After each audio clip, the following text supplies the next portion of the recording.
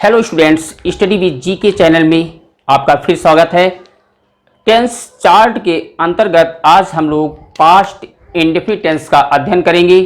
वाक्य में भूतकाल में जब किसी काम का करना या होना पाया जाता है, ऐसे वाक्यों को पास्ट इंडेफिनिट टेंस कहते हैं। जैसे मोहन ने एक गीत गाया, सीता ने कपड़े धोए, राम बाजार गया, वह लखनऊ गए, चपरासी ने घंटी बजाई आदि वाक्यों से हमें पता चल रहा है कि भूतकाल में किसी काम का करना या होना पाया गया है।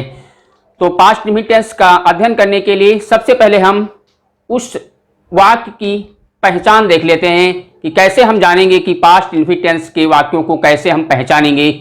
आइए देखते हैं।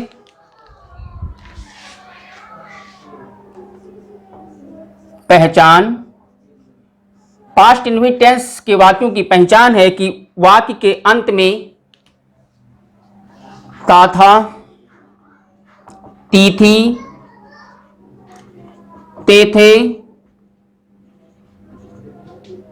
आ, ई, ए, या, ई, ए आदि शब्द जब वाक्य के अंत में आते हैं, ऐसे वाक्यों को हम पास्ट इंडेफिनिट टेंस की श्रेणी में गिनते हैं, मानते हैं। तो सबसे पहले हम देखेंगे कि साधारण वाक्यों का, पास्ट इंडेफिनिट टेंस के साधारण वाक्यों का अंग्रेजी में अनुवाद कैसे करते हैं। तो अफर्मेटिव सेंटेंसेस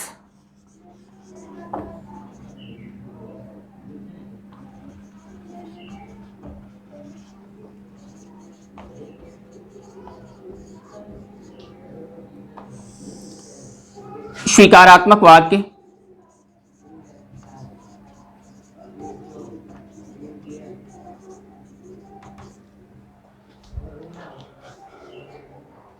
स्टूडेंट्स साधारण वाक्यों का अंग्रेजी में अनुवाद करने के लिए सबसे पहले कर्ता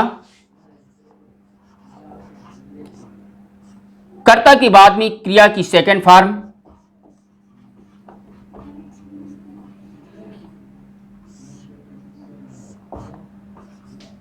और कर्म लिखते हैं। जैसे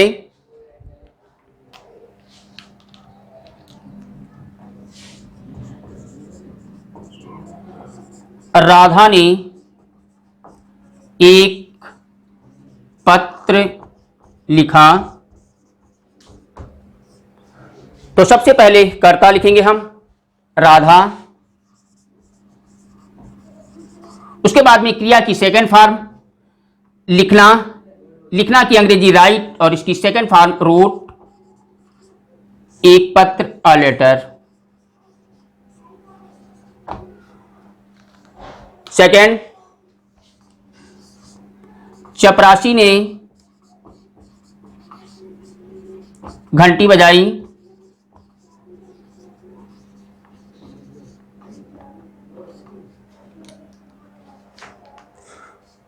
द प्यून फर्स्ट नंबर पे करता, उसके बाद में बजाना की सेकंड फॉर्म रैंग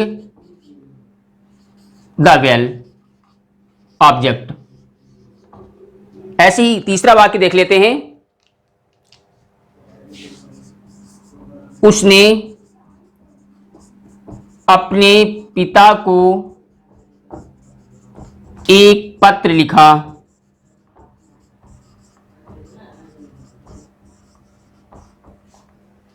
सबसे पहले नंबर पे करता उसने, उसने के लिए ही या सी। कर्ता के अनुसार यदि उसने को हम पुरुष मानते हैं तो ही, और अगर स्त्री मानते हैं तो सी का यूज करेंगे। उसके बाद में लिखना क्रिया है इसके अंतर्गत, लिखना की second form wrote a letter.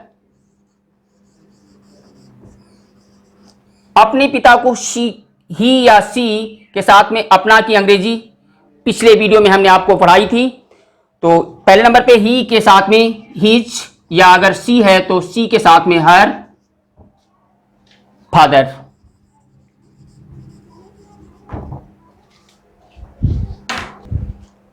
Students, past indefinite tense के नकारात्मक वाक्यों को बनाने के लिए निगेटिव सेंटेंस, नकारात्मक वाक्य, नकारात्मक वाक्य बनाने के लिए सबसे पहले कर्ता, उसके बाद में हेल्पिंग वर्ब डिड, और डिड के साथ में नहीं की अंग्रेजी के लिए नॉट का प्रयोग, क्रिया की फर्स्ट फॉर्म। जब सहायक क्रिया डिड का प्रयोग हो जाता है तब क्रिया की फर्स्ट फॉर्म यूज करते हैं और लास्ट में ऑब्जेक्ट कर्म लिखते हैं। जैसे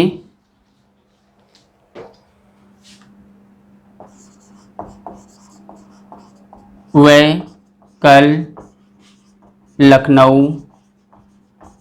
नहीं गए थे। सबसे पहले नंबर पे कर्ता, वह की अंग्रेजी के लिए दे, उसके बाद में हेल्पिंग वर्ब डिड के साथ में नॉट का प्रयोग। जाना की स्पेलिंग गो, गो के बाद में प्रीपोजिशन टू का यूज पिछली वीडियो में हमने आपको बताया था, लखनऊ।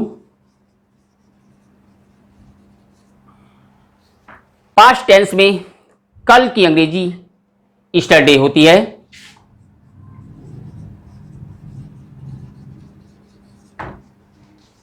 आज और कल की अंग्रेजी लिखने के लिए वाक्य के सबसे बाद में या वाक्य की शुरुआत में आज और कल की अंग्रेजी लिखी जाती है। अधिकतर वाक्यों में वाक्य के बाद में ही आज और कल की अंग्रेजी प्रयोग की जाती है। दूसरा वाक्य, सीता ने कपड़े नहीं धोए। कर्ता सीता, हेल्पिंग वर्ब डिड के साथ में नॉट, धोना की अंग्रेजी वॉश, और कपड़े द क्लॉथेस, ये कर्म। ऐसे ही थर्ड उदाहरण के माध्यम से हम देख लेते हैं। उन्होंने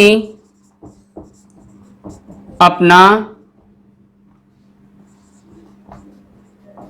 पाठ याद नहीं किया।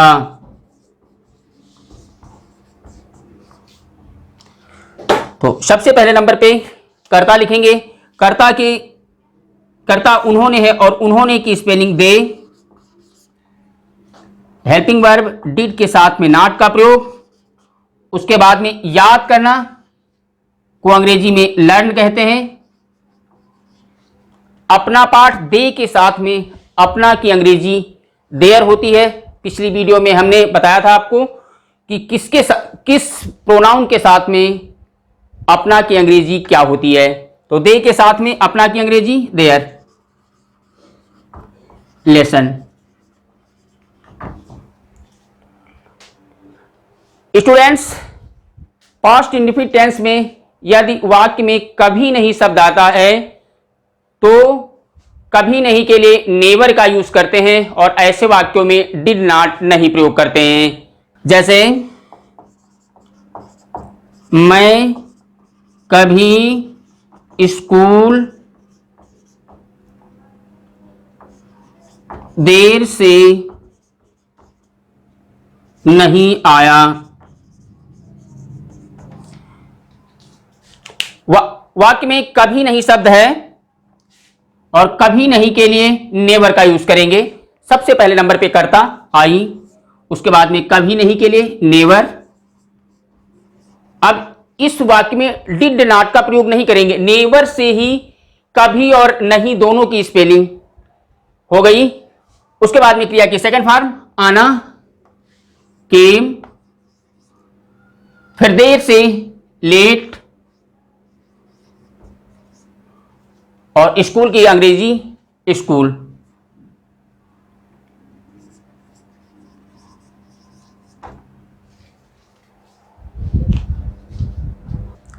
पास्ट इंडेफिनिट टेंस के ही प्रश्नवाचक वाक्यों को बनाने के लिए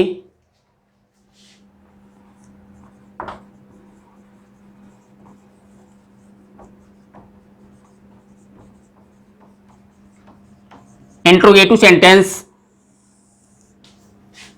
प्रश्नवाचक वाक्य। जैसा कि पिछली वीडियो में हमने बताया था कि प्रश्नवाचक वाक्य दो कैटेगरी के होते हैं। एक ऐसे वाक्य जिनमें प्रश्नसूचक शब्द क्या वाक्य के प्रारंभ में लगा होता है, और कुछ ऐसे वाक्य जिनमें प्रश्नसूचक शब्द क्या, क्यों, कब, कहां, कैसे, कौन, कितना वाक्य के बीच में होते हैं। तो सबसे पहले हम ऐसे वाक्यों को देखेंगे जिनमें प्रश्नसूचक शब्द क्या वाक्य के प्रारंभ में लगा होता है। तो जिन वाक्यों में प्रश्नसूचक शब्द वाक्य के प्रारंभ में लगा होता है उनमें सबसे पहले नंबर पे सहायक क्रिया डिड का प्रयोग, उसके बाद में कर्ता, फिर क्रिया की फर्स्ट फॉर्म। जैसा कि अभी निगेटिव वाक्य बनाने में हमने बताया कि जब डिड का प्रयोग हो जाता है तो क्रिया की फर्स्ट फॉर्म होती है, और लास्ट में कर्म। जैसे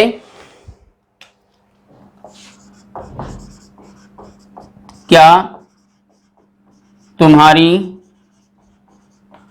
बहन ने एक गीत गाया।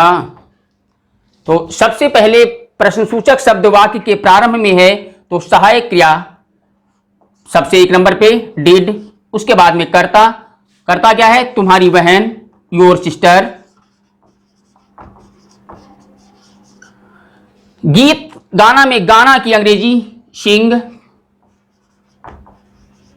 अशांग। प्रश्नसूचक चिन्ह। दूसरा वाक्य देखेंगे, क्या बढ़ई ने मेज बनाई। सबसे पहले हेल्पिंग वर्ब डिड, उसके बाद में द कारपेंटर करता है। बनाना की अंग्रेजी मेक, द टेबिल।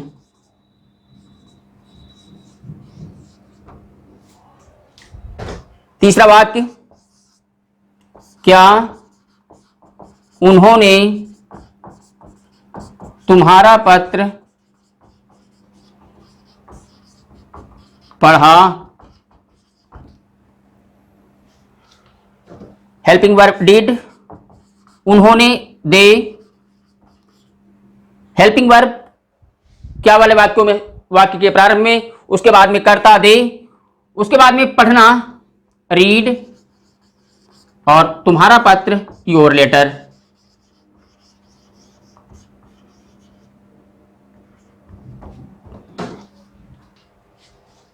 अगला वाक्य है, क्या चपरासी ने घंटी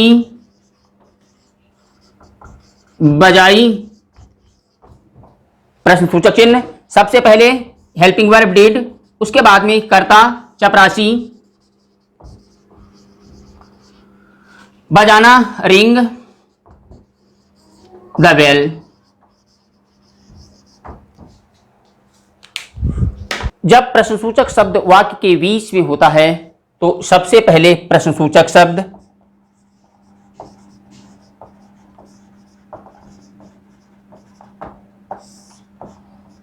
फिर सहायक क्रिया डिड का प्रयोग, उसके बाद में कर्ता, फिर क्रिया की फर्स्ट फॉर्म, और लास्ट में कर्म। जैसे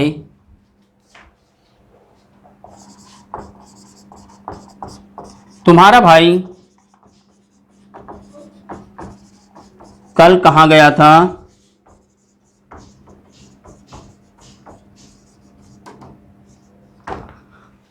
प्रश्नसूचक शब्द वाक्य के बीच में, इसको फर्स्ट नंबर पे जैसा कि नियम में हमने बढ़ाया, उसके बाद में हेल्पिंग वर्ब डिड का प्रयोग, फिर कर्ता तुम्हारा भाई योर ब्रदर,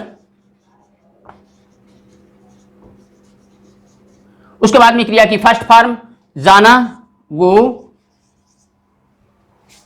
और अब कल की अंग्रेजी के लिए यस्टरडे।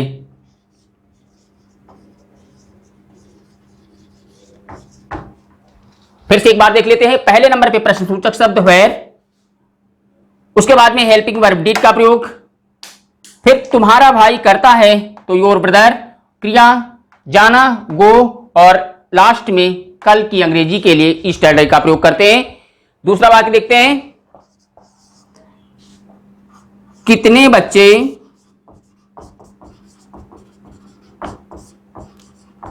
कक्षा में आए थे। जब कितना, कितनी, कितने, किसका, किसकी, किसके और किसको आदि शब्द वाक्य प्रश्नसूचक शब्द होते हैं तो उनके साथ में जो संज्ञा होती है उसको साथ ही में लिखा जाता है। तो सबसे पहले प्रश्नसूचक वाक्य ये बना जाकर के कि पूछा जा रहा है कि कितने बच्चे कक्षा में आए थे, तो हाउ मेनी बॉयज,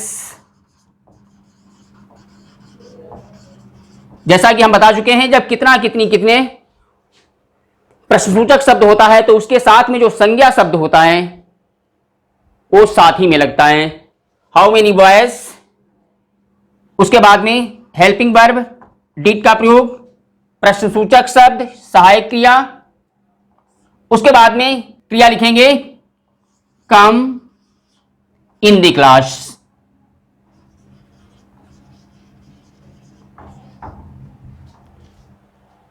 वैसे ज्यादातर वाक्यों में ऐसा होता है जब कर्ता का जिक्र नहीं किया होता है तब सहायक क्रिया का यूज नहीं भी होता है। जैसे इस वाक्य को हम ऐसे भी बना सकते थे, how many boys came in the class.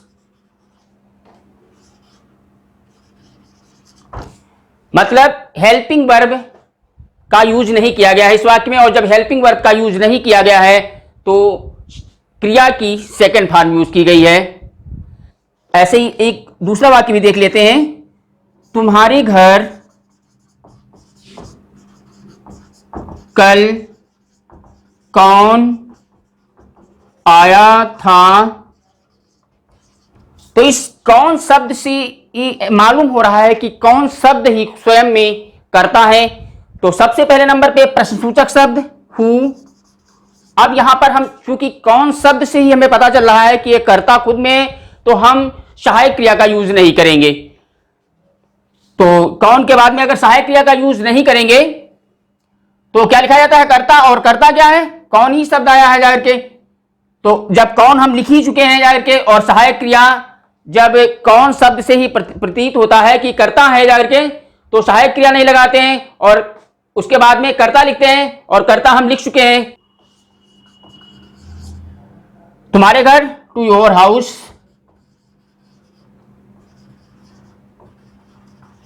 कल के लिए यस्टरडे।